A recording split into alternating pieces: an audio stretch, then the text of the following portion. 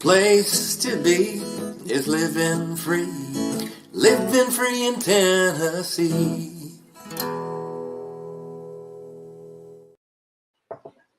Welcome to Living Free in Tennessee, where we talk about building the life you choose on your terms. Today is Friday, December 6th. Do you know what day it is? No. It's St. Nicholas Day. Okay. That's a German tradition that last night St. Nicholas came and hid prizes in your shoe. Did you find any prizes? No, fortunately. Nobody put any prizes in your shoe at all? No. Okay. My shoes were remarkably empty as well. How about you, Mama Sauce? None. Mama Sauce is lurking about trying to be quiet, but we know how well that usually goes, so we'll see what happens because she can't sit still.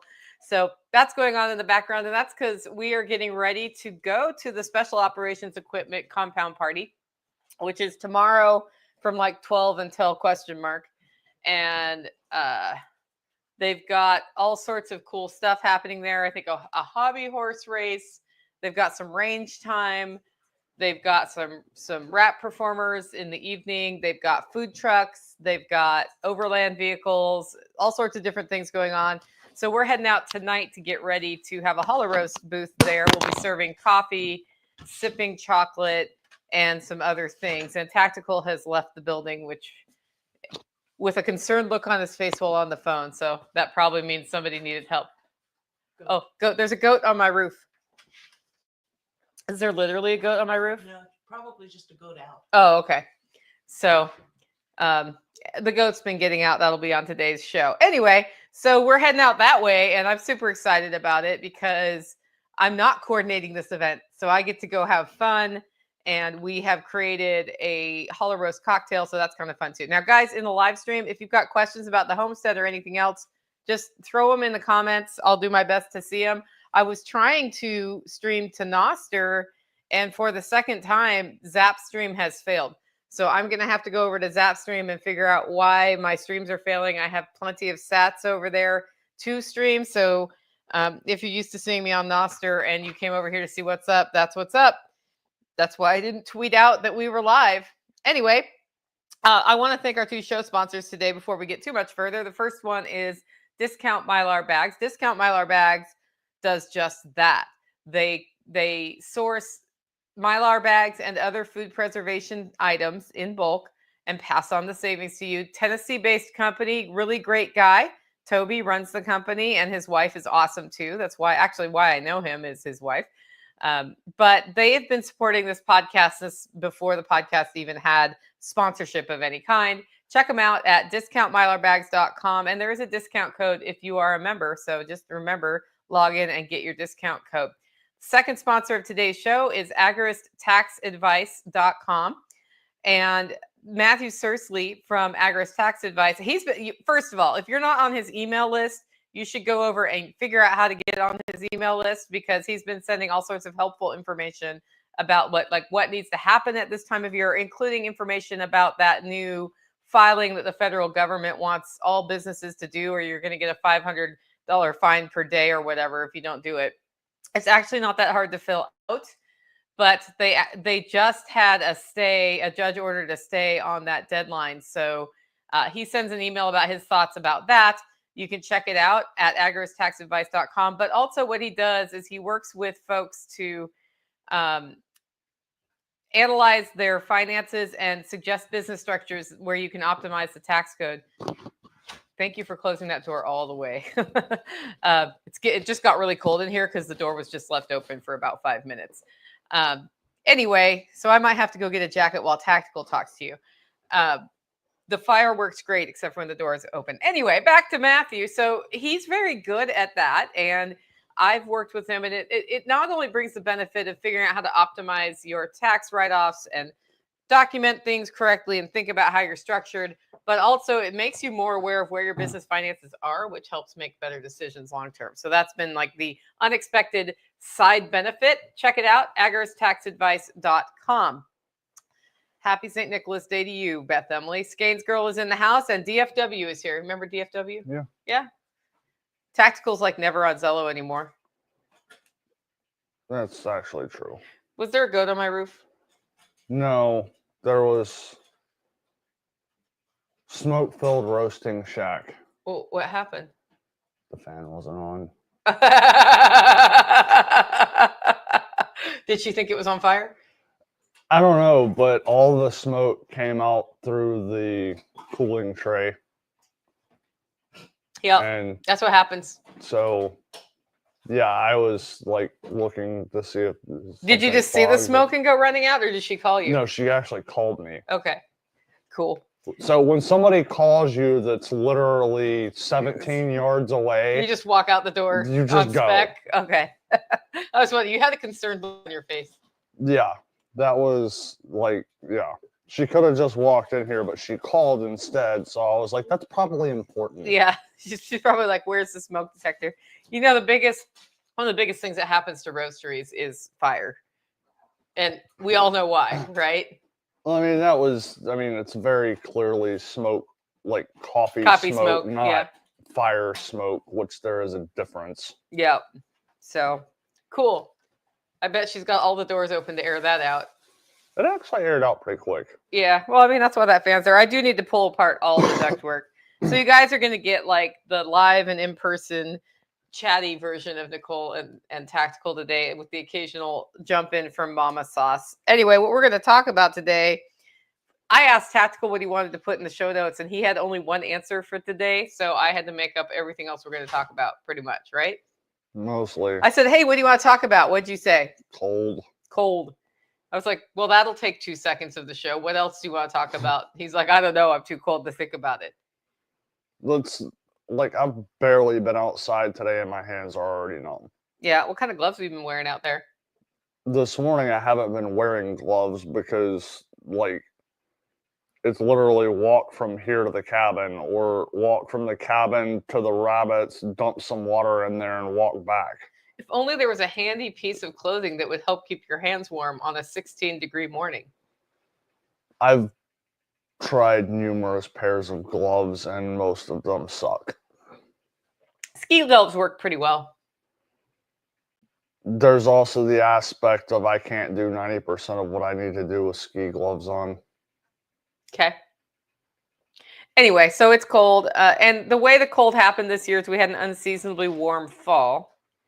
And then it was cold. And there hasn't been a transition season. So as a result of that, he's freezing his butt off more than usual. Yeah, because like by January, you're like, yeah, it's cold, but whatever. You've acclimated to it. How long do you think it'll take you to acclimate? Usually takes between 1 to 2 weeks for me to acclimate. So, I mean, I am starting to get acclimated a little bit, but still not there yet. And do you do anything to help yourself acclimate? No, that just comes with having to go outside. Going outside, yeah. I just thought you might have advice for new homesteaders who are suddenly finding themselves really cold. I mean, for me, I've been playing this game long enough to have figured out that right now is not the time to put on thermals, because if I put on a base layer of any kind, I'm going to come inside, I'm going to pour sweat, I'm going to be hot, then my base layer is going to be saturated, and then as soon as I walk out the door, it starts freezing. So... Is your base layer cotton? No. Okay. Right now my base layer is polyester, and I would like to get merino wool, but I have to call the company to figure out sizing because their sizing charts are weird. Okay, well, it's worth calling and telling them that you're 50 feet tall and as big around as a straw. That's the other side of that equation. Yeah. Although we could always sew a ruffle on the bottom of each leg if you need some extension. And I know you roll your eyes on that, but literally on your base layer, nobody's going to see the ruffle. It's like the bottoms are less of an issue. It's the top, because 90% of the time with the tops, there's the cold stripe. In order to get something that actually doesn't do this when I hold my arm out. It usually comes out to here. And the cold air just pours up, like you were just complaining about the door being open. Same concept. Yeah. So when you're tall and skinny, it's apparently really hard to find clothes, and he's complained about it around me so much. Just in case you don't know if your phone's listening, I've started getting targeted ads because I'm near him with my phone and he's complaining about it. Mm-hmm. So I'm getting targeted tall people ads. But you're right, usually they don't expect you to be as tall as you are and as skinny as you are. Which is mind-boggling to me because I know plenty of people that are in the same predicament. Yeah. So that's a lot of what we're thinking about cold-wise. I think surviving a homestead in the cold, it helps to have the right gear. And it's for you, it's hard to have the right gear. It's borderline impossible. But as much as you're smarting under this, we've got animals that are outside all the time. So the sheep you've been started giving them creep today, right? I started the boys on it yesterday. I'm going to start the girls on it today. So he's giving them some supplemental food to give them extra calories because they're burning lots of calories to deal with the cold. Yeah. And that's one way to help them out. Giving them shelter can help them out. The thing we talk about with sheep is if they were not domesticated, they wouldn't have access to shelter in the wild unless they found a cave or something. But because we have them in pasture, they can't necessarily go find a cave or something.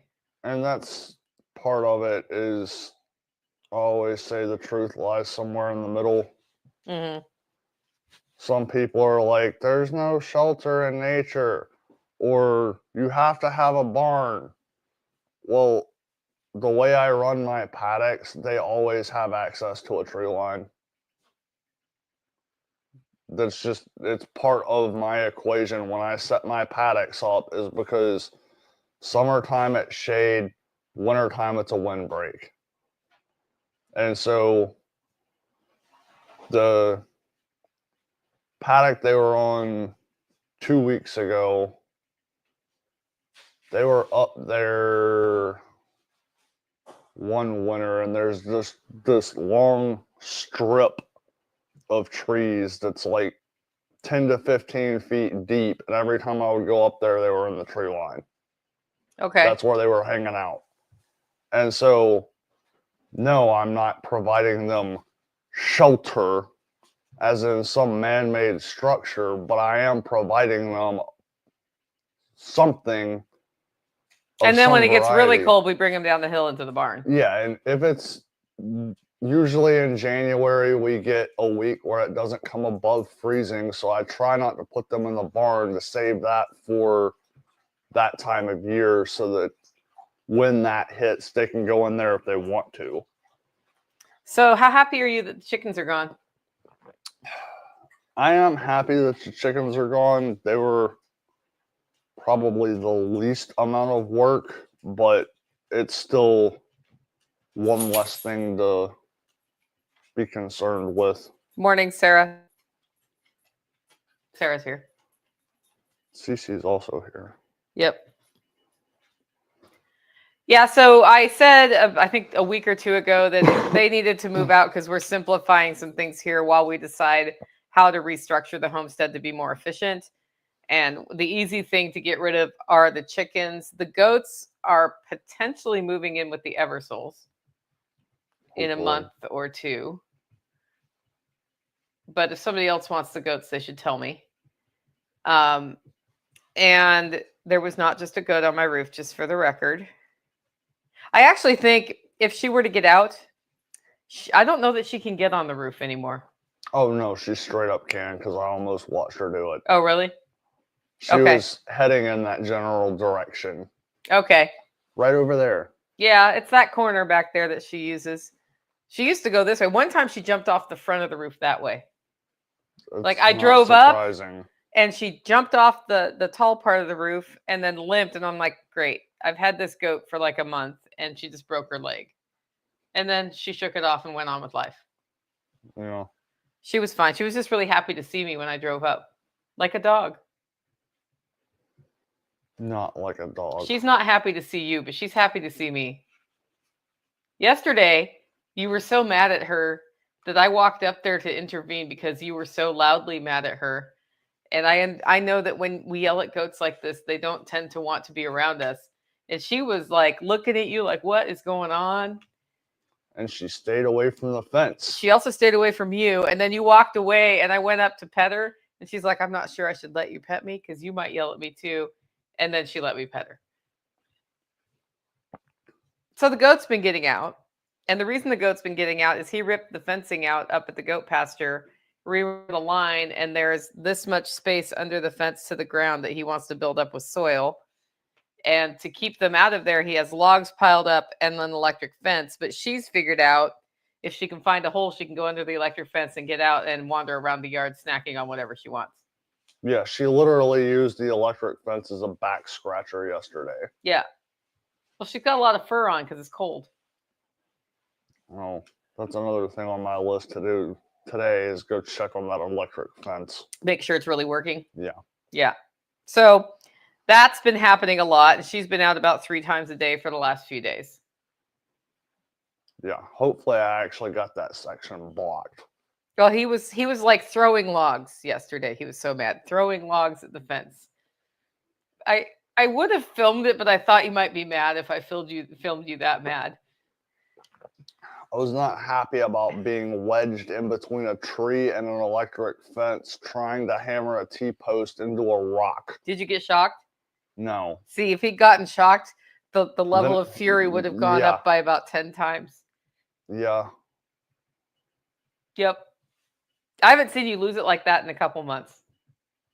I was not happy yesterday, and being half frozen at that point when I was supposed to be going to start on evening animals did not help either. Yeah.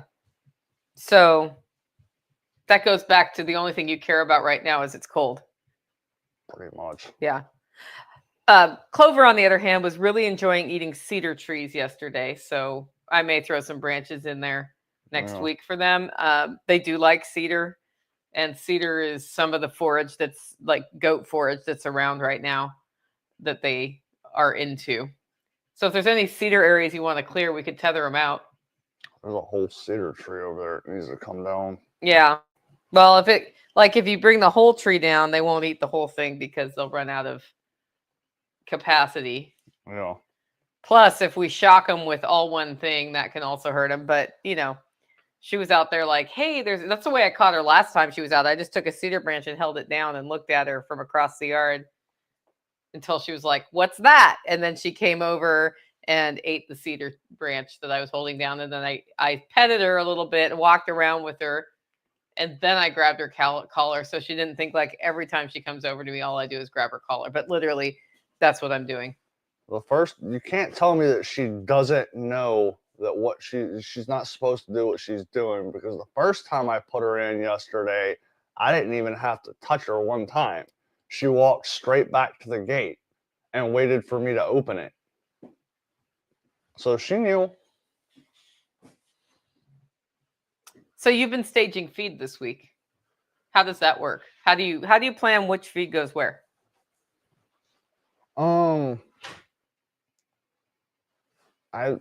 Well, this week wasn't so much staging as it was just restocking, and I did stock a little bit heavier on the Timothy pellets, so I took an extra trash can over to the barn for putting the extra in, but I've got a 55-gallon drum by the duck coop that I can fit 4 or 5 bags depending on how well I get them in there. Plus you can fit 2 in the can that I'm feeding off of. So that gives a pretty decent amount of feed in here, and then any extra we have goes up in the shed. And then all of the dog food goes up in the shed. And I've got 2 bins that I will cycle through with the dogs. So like the one that's up in the pasture right now does not have enough in it to feed one dog. So when I go over there today, I got to remember to take another bin over with me. Yeah, so the way the feed works, guys, is we have sort of central areas where certain feed goes for storage. And if there can be a central area near the place it needs to be anyway, like that's what he's using the trash bags for, near the duck coop, then he doesn't have to come from across the property to the duck coop. But then we also have bins where feed that's out of the bags is stored. Yeah. And that's always near where the animals are that need to be fed, which is part of how getting the rotation done of feeding the animals happens fastest, rather than having a centralized barn with all the feed that we're carrying each day to different places. Yeah, and like the sheep, right now what I've got is I do have a bin of Timothy pellets over here in case I need them. But mostly what I have is everything is in the barn, which I have to go past the barn to get to the girls. And then I have to go back past the barn to go from there to the boys. So that's just a spot that I have to go past with a sheltered area I can keep their feed. So I just stop on the way by to grab what I need for them. And then the dogs, sometimes they will eat an entire bowl of food. Sometimes they won't. So I leave their bin sitting right there next to the fence. And thus far, I have not had a problem with the sheep going through the fence to get to that bin. However, if you're moving them from that side of the fence to this side of the fence where the bin is sitting and you forget to grab that bin before you move the sheep, that's one of the first spots that they're going to go. Yeah, that makes sense. Skane's girl says she's lucky if she gets the heat above 63 in her home.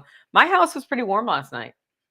Yeah. And the low was supposed to be 19 and it was 16 because I put a temperature probe out last night. So my little like dashboard says the living room is 16 degrees right now. But I was just curious what it was out there. I've got one of those in the pump house and I've got one outside right now. At some point I'll get a few more sensors so I can have one in the house again, but I need one in the prepper pantry too. Yeah, I saw the other night, like, I forget what it said. It was going to be like 19 or something. So I got the fire going pretty well before dinner. And it turned out to be one of those nights because I didn't actually look at like the hourly. It changed. No, it's going to be 19 at 5 o'clock in the morning. And it's going to be, 40 up until then. He probably roasted. It got pretty warm. Yeah. So it is nice to have the wood stove and it can really heat your house, but there's two sides to that. Like the less heat loss you have, the better off you are. Like my living room's actually cold right now because the door was just left open for long enough that most of the heat went out the crack. And that's just one little crack of door. Like it was just that it didn't get pulled closed all the way. Yeah. Like times 1,000 or times 20 if you have windows with that issue. And I know that since getting new windows up here, the heat loss of my house is lower. And if I just replace those 3 giant picture windows, that'll probably make another huge difference, which I may see.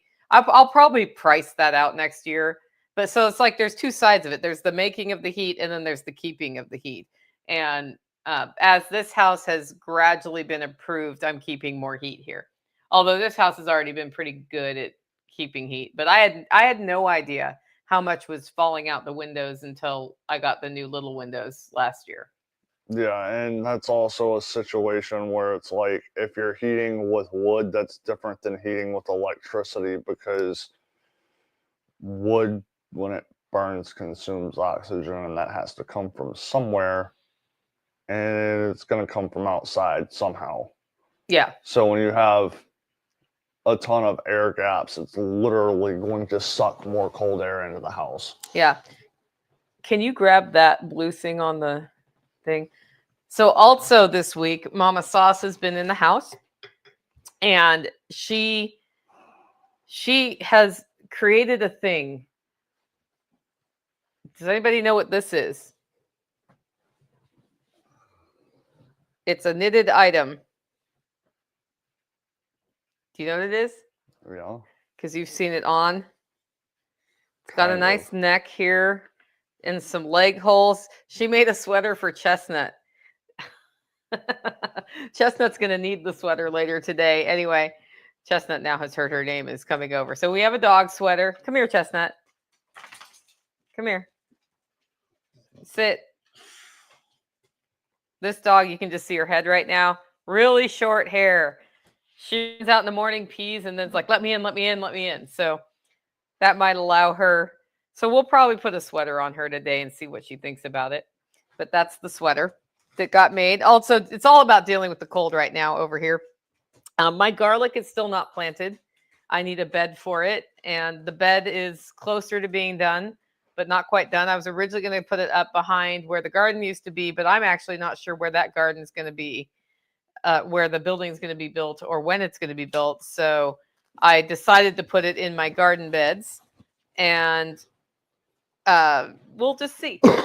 Sarah was going to guess dog sweater when I was holding that up. It looks like a blimp when you hold it up. It's like this misshapen blimp. Yeah, put it on her. Did she just go outside? Yeah, she just went out. Okay. She'll Yeah. want back in like 2 minutes. Yeah, she will. But if you put the sweater on, she might stay out longer. And then she'll roll around in the dirt in it. It'll get really dirty. It'll be great. I learned a hard lesson that I already knew this week, which is do not put a lean roast in the low and slow cooker. I ended up doing a Romer top roast for a beef round roast because I was out of time to deal with it. And usually I would have roasted it to medium or medium rare and then gone from there. But because the coffee roasting schedule was so aggressive, I decided to do the Romer top, which is like a low, slow clay pot in your oven. And how was that roast, Tactical? It was dry, but it was good. Yeah, it tasted good, but it was pretty dry. And that's because there's not as much fat. It's a very lean cut of meat. And I just relearned that lesson the hard way. So now we have dry roast to finish here. That's what you have while I'm gone. Yeah, I wish I could remember what I did this with. I had something like that one time, and I think I threw like a ton of bacon grease or something in with it. Cool. Sarah says they're on day 3 of frozen fog here. That makes driving conditions fun. Yeah. We had snow on Monday during choir, which caused half of us at choir to be semi-distracted during rehearsal because there's no windows. So you can't see like, is the snow sticking? You just know mentally there's snow because the windows are like way up high on the walls and no windows down low. Yeah. So we got out and the snow wasn't very stuck, but it had then plunged below freezing. So it was like, you know, that snow that's wet, that doesn't really stick, but it sticks to the grass. That's what it was doing. And then it decided to get to 25. And I don't know if you know this, but bridges freeze before roadways. There's none of that. Yeah, usually there's signs about that, but there's a sign on every bridge that says not that. every bridge, because the one I hit first when the truck just went skiing was not signed. But that's okay. I was driving. I wasn't driving super fast. And all of a sudden I go, whoa. And Mom looks at me. I'm like, bridges freeze before roadways, because I just like basically slid across the overpass. That was fun. So then I decided to find a semi truck and hang out behind that semi and go as fast as he was going, because usually semi drivers in weather conditions are more experienced on how to drive. So if you just like tuck in behind one, give them plenty of following distance, they usually are the better way to go. Then I was going to pass him at one point and I got over in the left lane and it was like, oh, it's frozen slush over here. That's great. So in Tennessee, the roads aren't like maintained for snow. So it's a very different experience than in other parts of the world that get a lot of snow. That would be my assessment. They're also not exactly designed for snow, like where you're banked on a corner. Like you'll have a corner that's also a slope. So you're going around that way and sloping out, and you come off the corner. We have one of those on our road Yeah. down by Steve and Charlene's. Hi, Pippinized. Welcome to the live stream. Yeah, our road is. Not good for snow. Also not good for shocks. Yeah. Yeah, I went through 2 sets of Subaru shocks on this road in about 5 years. Yeah. And it wasn't like, hey, what are you doing? It's just like, I think there's shocks. Mom, close the door! People keep walking out the door and not closing it. I don't know why. Closed it. Huh? I closed it. I know. I think maybe she's bringing things in. Maybe that's what's going on. I don't know. She's in and out. Yeah. That's because what happens, you know what happens after the live stream? I know y'all are leaving at some point. Do you know what we want your help with? I'm sure loading that truck. We're going to be about ready to load right Yeah. after this live stream. She's just putting things. We're putting it all in waterproof bins because it's going to rain on Sunday on the way back. Maybe it won't. And I 'Cause don't you have a put truck everything topper. You can put everything in waterproof bins. Maybe it won't rain. I decided not to pull the SRF trailer to SOE because we didn't need a trailer full and it seemed like overkill. Yeah. But now it's like, but we have to put everything in waterproof containers in the back of the truck. So I'm probably in the market for a truck topper this winter. That's what I think. Okay. Yep. And then I can camp back in the back of there. Okay. Yeah. That'll happen exactly 2 times, right? I would guess and say once. It just depends. Yeah, so don't go low and slow on the roast. The aquaponics system, in order to winterize the aquaponics system, what I do is I take the wicking bed pipe out that has the water level high up in there, and I turn off the water to them at the pump. And then we just run water to the ebb and flow bed. And that's enough to keep everything happy. And then there's a stock tank heater in the aquaponics system. Last night, it was getting down to 19 is the low. And usually the assessment of the low is fairly accurate around here. They totally missed the mark by 5 degrees, 4 degrees. Went down to 16. That's all I know. And I was like, dang it, I did not winterize the aquaponics system because I've still been growing peppers in that up until last week. Like I harvested all the jalapenos and it was making it through nights with frost just fine. I'm pretty sure it's toast by now. That pepper plant's probably really unhappy. So I was a little worried that it was frozen, but the good thing is the water's moving all the time. So it's about if it freezes while the water's moving. But before I leave today, I'm going to winterize that so we don't have a risk of that bottom plumbing getting cracked. Because if that gets cracked where that pipe is, then the whole thing is screwed for next year. Yeah. We have to redo all of it. So that's that was just lucky last night. So I got lucky last night.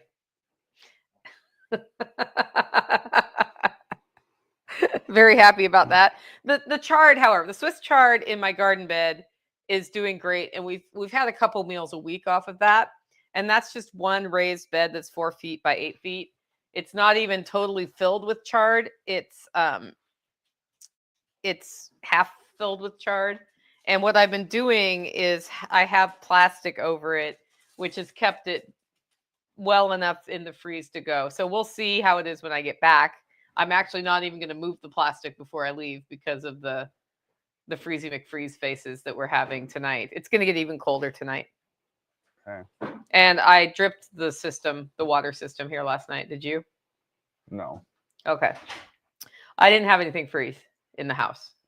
I also generally run some water a lot later at night than you do, so it has less time to actually. Yeah, it's the hot freeze. water that usually freezes because the cold water through flushes moves. Yeah. But then my pipes were rerouted last year mostly under the house. Yeah, your biggest risk right now is in the tunnel, which is the cold water line, which is pre-hot water heater, so it doesn't matter what water you're using. Would it make sense for me to put heat tape on that in insulation? Insulation, yes. Heat tape, probably not. Is there a plug in there? No. Okay. Yeah. Guys, when I first moved here, you just looked at my house and the water froze. So the difference between then and now is huge. Yeah. It used to be like you didn't even know how bad it was before you. I had actually worked on it for 10 years before you got here. Yeah, I mean, it was functional when I got here. I had heat tape all over the place, though. Yeah. Do we still have the heat tape? There's probably not any that's still intact. Okay. There might be some in the pump house. Pump house is where it needs to be installed. Yeah. Based on last night, there was a heater in the pump house. It got down to 60 days. It was 38 when I woke up this morning in the pump house. Yeah. So the pump house is like the source of all things. Yeah, and that building desperately needs some work. Yeah, at some point that'll get done. Duck eggs are slow. Yeah. Did we get one today? I didn't even look. Okay. That's a duck egg sickle if he didn't look, but guys, because well, right now it's entertaining. Yeah, tell us what the ducks do now. Ducks get let out, and what the ducks want to do when they get let out is go straight to the pond and hang out in the pond because they're ducks. How's that going for them this week? So I guess it was 3 days ago was the first night where the discharge side of the pond started to freeze over, which is the closest part of the pond to the duck coop. And so the first khaki that got down there actually flew a couple of feet, hit the water that was not water, it was ice, and did a power slide about 5 feet into the mud bank and basically face planted. And We call that duck ice skating. That was highly amusing. So today, they've had a couple of days to get used to it. And there was a thin layer of ice, like over about 3/4 of the pond.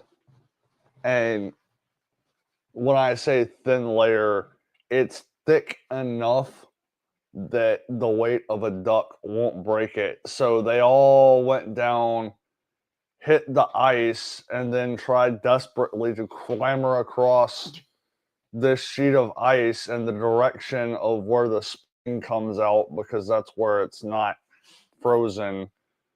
And so there's, I don't know, a good 30 yards of ducks slipping and sliding and doing the whole road runner thing, trying to get across the ice. You gonna film that tomorrow? I'll try to remember to, because it is, I'm assuming it's going to ice over again tonight. Yeah, it's gonna be colder tonight than last night, according to the weather prediction. Know. They said 25 when I looked at it last. Really? Oh, that's good. Oh no, Mom said it said 15 on her phone for tonight. So 25, but that's still pretty cold. Yeah, Pip and I says that sounds hysterical. It's hysterical. Ducks are some of the most entertaining livestock we have, I think. Yeah. Because they get into duck hijinks. Yeah, they're still saying 25. Last summer, when Tactical's experimental rabbit tractor was built, we needed to move rabbits into it, which meant I needed to go to the store and buy rabbit waterers. And my goal with a rabbit waterer, if it's not going to be like the big, the PVC pipe one, like I made that video about, that does large amounts of water, so you don't have to keep refilling it every day, is to get one that you can open. You don't have to take it off to fill it. You can open the back, fill it up, and then close it again. And the ones I saw, they had two kinds at the store. One was just like the normal one you think of with the screw-on blue cap. Yeah. And the other ones had like a hinged thing and they plugged in. And they were more expensive. And I was like, you know what? It gets cold in Tennessee. So I bought the store out of those, which means I bought two because that's how many they had stocked. And we've used those all summer long. They have a larger capacity than the other ones. What do you think of them now that they've been plugged in? The two reasons that I like those is A, you can keep them from freezing, which is convenient right now on a rabbit tractor that is moving around, and you can't have, a stock tank heater in one of those things. But the other thing that I like about those is they have the brass nipples, which don't leak. Yeah. It's the only version of Oh, the that. one with the little ball leaks. Yes. The little brass nipples are the only rabbit waters that I've ever seen that don't leak. So it's like rabbit takes 2 sips out of a quart water and then the rest of it just ends up on the ground. Yeah. And then on a hot day, that's a problem because they're out of water. Yeah, and when you have a whole clutch of babies in there, that's also a problem because they all want to drink a lot of water, and so you're going to top that thing off 15 times a day. Yep. So the rabbits, it's time to breed them again. Are they going to go visiting this week? Nope. Nope. Why not? We need more cages. Oh, you don't like my start to a rabbit tractor? That has had no progress on it for It won't have progress 2 till weeks. after this weekend. It's been 1 week, actually. Okay. Yep. When we have a place to put them, Then you're gonna do it. what's the rule? Infrastructure before animals? That's not what you do with rabbits. That's what I'm doing with rabbits. Good morning, Chris. Hey, Chris, you gonna be at the SOE party? Am I gonna see you there? Oh, hey, check this out. Do you guys know what this is? This is a Mara knife.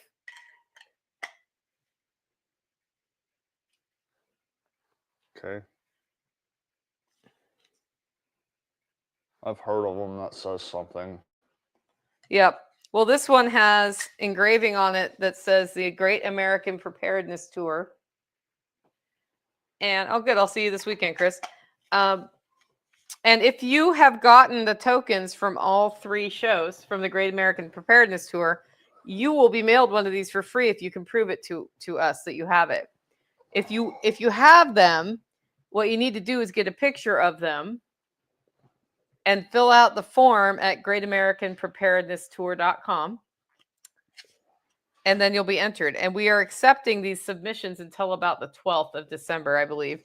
So I wanted to make sure if you have your tokens, you hear this and get your stuff in for the knife, because we'll be live next week on Thursday to talk about it and, just talk about what's happening in 2025. But also, you're going to want to get your knife. You took the trouble of asking me for a token at SRF, so you might as well get the things done. And from here on out, I'm pretty sure some extra shows are going to be added to the Great American Preparedness Tour next year. So It gets harder and harder to get all the tokens. So what do you think? Did Patrick touch these? Yes. Okay. He didn't sharpen them. Oh, he didn't? No, he just engraved them.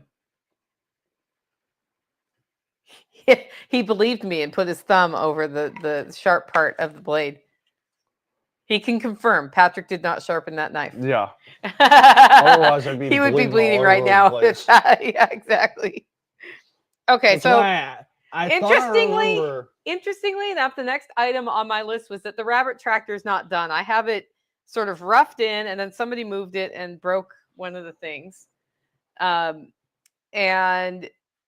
I plan to dive back into that next week if my roasting schedule allows, but Holler Roast had the biggest 7 days we've ever had in the history of the company, including the Kickstarter I did with John Willis. So I've been in the roasting shack a lot. Would that be a good assessment? Yeah. Yeah. I was actually surprised at how much you've been in there. Yeah. So, and Mom's been helping me all week. So 2 of us have been in there. And this morning I got a text from Michelle, my roasting assistant and friend. And she's like, do you want me to roast this morning? I'm like, yeah, actually I do, because I can leave for the SOE party sooner if today's orders are out. Otherwise, I start the orders after this show. So it's been a really interesting week for Holler Roast. And it's going to be probably that way next week too. We'll see. Yeah. But that being said, get your Christmas orders in. I am shipping that stuff as fast as possible, because traditionally at this time of year, UPS and the postage system slows down. So Donna's saying, loving my Jack's coffee. Exactly. We've still got Jack's bourbons cooled. I ran out. I was able to source some more of the bean that's his bean. So I have, I think, about 50 pounds of that left. And then the bean barrels, which is the collectible tin, have sold out twice, and I've had new ones made, and that's all that I can have made now. So at this point, when they sell out, they sell out. Yeah, you want one of those, you better get it now. Yeah, it's kind of one of those things, like get the order in, and we're bringing some to the SOE party, and we'll see how those are received there. I don't know what the people will be in the mood for there. Yeah, I have no idea. Yeah, I know. Yep. So we'll see. But we'll know once we're done with the party. So, with eggnog creamer. Yep. We have a signature Holler roast cocktail that's going to launch next week. Technically, it's launching Saturday, but we have the printable coming out next week. That'll be kind of fun. But yeah, the rabbit tractor's not done, and it'll take me probably 2 to 3 more hours to get it done, I think, by the time I do all the rest of the stuff. Not counting trips to the store, which probably need to happen too. But I wanted to get it done and then get the pieces that go on it if we need to add pieces. Do we have rabbit feeders extra? Probably. Okay. Are they the big ones or the little ones? I think there's a couple of the Tractor Supply ones floating around. Yeah, I'm going to want to build feeders into that too, even though they're supposed to be eating grass. Yeah. Yeah. So, but I'm not unhappy with the design. It is a smaller tractor, but I made it with whatever scraps I can find. That's actually what determined the size. It's like, I have this lumber, I will do it with this lumber. Okay. So I think it's good for about 5. But we'll end up putting more than 5 in because we have more than 5 to put in it. Probably. That just means it needs to move more. Okay. Do you want them grazing in the winter? I don't think there's a point in them grazing in the winter because there's not going to hardly be anything for them to eat. There's a whole bunch of grass over here. Well, right now. Yeah. Wait another month. Yeah, it just depends on how it goes. What we don't want to do is overgraze and have a mud slick. Yeah. So. Which we're going to have that anyway. We already have that. Well, yeah, that's because we did all the land shaping. Yeah. Except for the important part where the goat gets out. Now there's a lot that I haven't done. Okay. Guys, if you want to get questions in or hear about anything, now's the time to do it. We're going to be wrapping up soon. I have my last topic. Microclimates. Tell us about the pond microclimate and what you've been doing with that. There's that whole area has like 15 different microclimates. I mean, already kind of talked about what is a ice, microclimate? where the weather is different in one spot as opposed to another. Basically, it's where the temperature and conditions are different in a small area. Yeah. So down by the pond, because of the water, is it warmer or colder?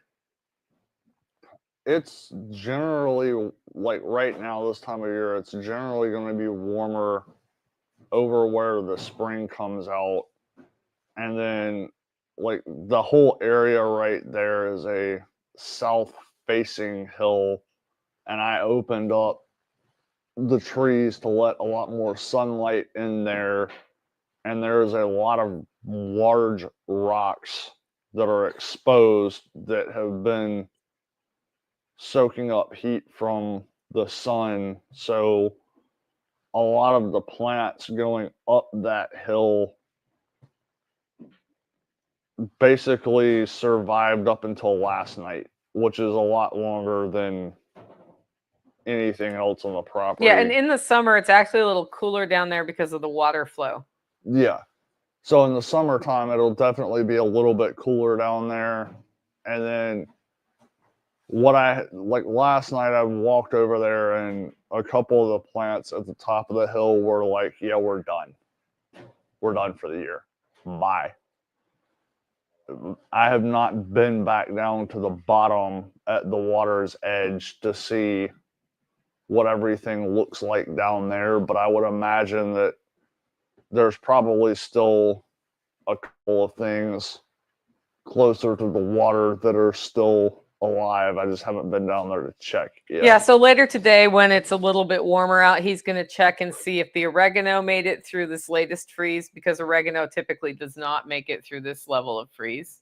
Yeah. And what the other more sensitive plants are doing, but they've been enduring longer there. And then the rock garden, which is between my house and his house, is another area where rock is exposed to sun, and so it kind of holds the heat. And what happens on a winter day is it absorbs heat again from the sun. And so things there typically stay longer too. And as of yesterday, the oregano was still alive there, right? Yeah, both. There's 2 oregano plants there. It's 2 different varieties. I don't remember what. But one of them was like clinging to life last night when I walked out there. And it was like, I don't know what time I walked out there, like 9 o'clock. At 9 o'clock, it was about 23 degrees outside. Yeah, so one of them was like clinging to life. The other one was like, I am frozen and this sucks, but whatever. So we'll see. Yeah. So later today, he'll check it. I'll report next week how they did, just because I'm curious about that microclimate. The banana tree is done for the year. That's actually a good chance for me to get up on the hillside garden and do some stuff over the winter. One of the things I plan to do this winter is get involved in taking out wild rose and either containing it or taking it out all the way over there. What I like about having it there is that I need the medicinal aspects of it, and it's very easy to harvest there. So I have wild rose petal for my tea because it's right there. What I don't like about it is that it jumped the rails because we never built the trellis for it, and it's all over the place. Likewise with the apple mint that's taking over everything. Thank you, Ken. What's funny about the apple mint is apple mint showed up on the other side of the property this year. Yeah. Which means a seed was carried from up here to over there. Something. Yeah. When he gave those plants away and sold them here, he's like, if you have one plant, you will have many. He is not wrong. Apple mint's more aggressive than my chocolate mint. Yeah. Yeah. So, and it chokes out chocolate mint, so you got to be careful. Yeah, I actually prefer the chocolate. I like the chocolate mint in my tea better. You said we still had chocolate mint alive too. That's one of the plants down by the pond. Harvest it if it's alive, because I need more chocolate mint for the winter. Yeah, I'm hesitant to harvest too much off of those because my hope is that those are going to go all winter. Oh, okay. Call it an experiment, but that's one of the points of doing all of that was hopefully I've got, I think, 3 of those plants down there in a specific spot that I'm hoping their feet are just going to stay wet and they're not going to freeze, and they're tucked up in a sheltered spot. So we'll see what they do over the course of the winter. Yeah, and it's chop and drop season for my swales. I should have already done that, but it's fine now because most of the stuff I'm chopping and dropping, I don't really want to come back necessarily anyway. Like some of it's okay, but some of it I don't want there. And then that needs to be wood chipped in, which is another whole huge project. But it's cold enough to go get wood chips now. Yeah. That's actually so the wood chips have to be hand scooped. And I wonder if we got one of those like little teeny $5,000 thingies, if that would be a way to load those wood chips. It would actually probably help. If you're talking about a mini skid, it's a mini skid, yeah. Okay. I thought you were talking about something else for a second, and I was about to be like, no, absolutely not. Yeah, I'd like to talk to somebody who has one of those because they're unbelievably cheap. Alan Burchard. Does he have one of those? Yeah, he actually recommended we get one of those. Oh, okay. I'll talk to Alan. Alan, if you're hearing this, I guess we need to talk. Anyway, that's all I've got for the day. You got anything else? No. Are you scared because I'm leaving? No. No? I'm excited because it's supposed to be 50 degrees tomorrow. He's excited I'm leaving because it's supposed to be 50 degrees tomorrow.